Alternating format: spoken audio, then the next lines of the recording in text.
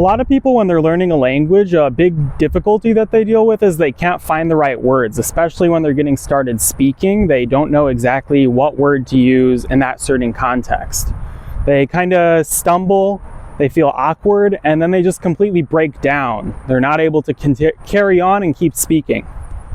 So there's a tactic that I learned early in my language learning journey where basically, instead of trying to say the exact word in the situation, like translating from your native language, instead of doing something like that, a lot of times the best thing to do is actually to find a kind of roundabout way of saying the thing you're trying to say. So for example, if you don't know the particular word for school bus, a way around that would be to try to say something such as the bus that students take when they're going to school.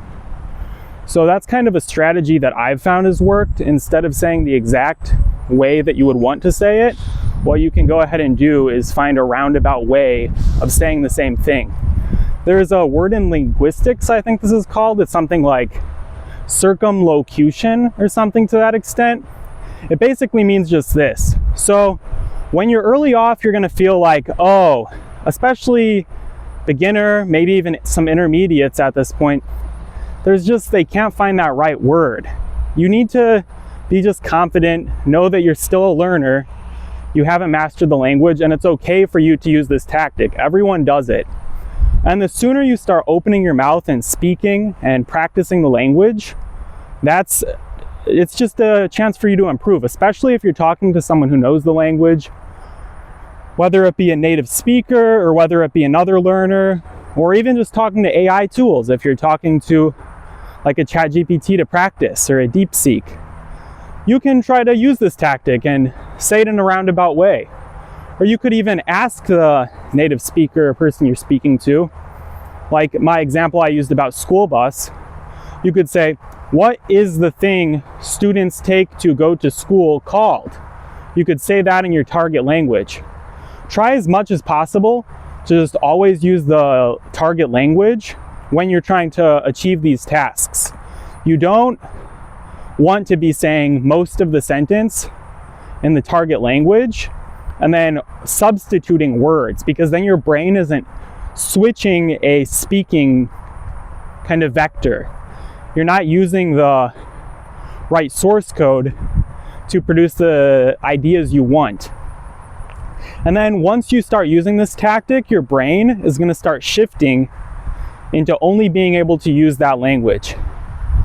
And a thing that kind of forced me to do this is when I was learning Chinese, there was a couple times where there was like a summer program, for example.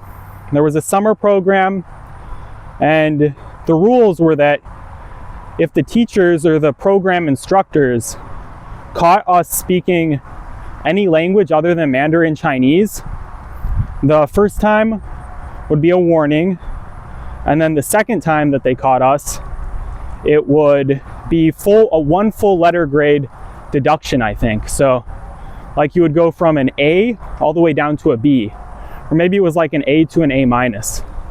But that's besides the point. They would deduct one full grade essentially.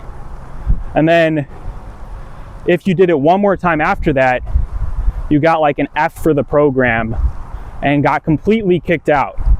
So that taught me at that time, because the program, we were like living on campus, talking to all our classmates about any topic, not even just during class time. Like when we were doing anything, any activity, whatever, the instructors were all there and we had to use fully Chinese. So at that time, it forced all of us to find ways to go around saying things. And at that time, there was even, I think I was a third-year Chinese student, college level at that time. And there was first-year students who had just been exposed. I think the first couple weeks of their program, they were allowed to use English because they didn't know any Chinese going in.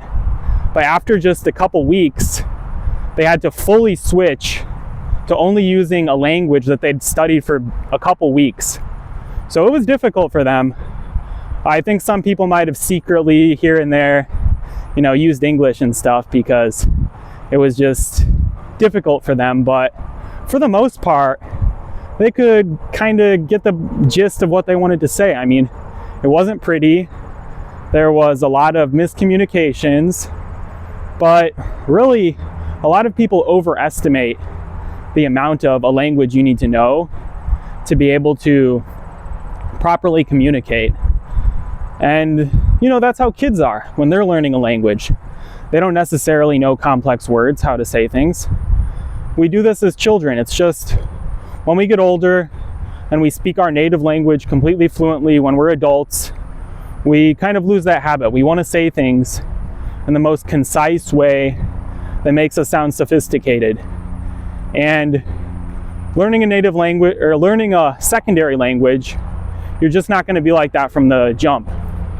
And still, sometimes now, I speak very fluent Mandarin, but sometimes if I woke up on the wrong side of the bed, I just didn't get enough sleep, I might not always remember the exact concise way to say something, and I'll say it in a roundabout way. And native speakers understand that. They understand it's not your first language, and they understand that you're not necessarily going to say things in the most concise way all the time. So that's just my 2 cents. I would say open your mouth, start speaking. The sooner you start speaking, the sooner you can speak fluently. The sooner you can speak fluently, the sooner you'll master a language.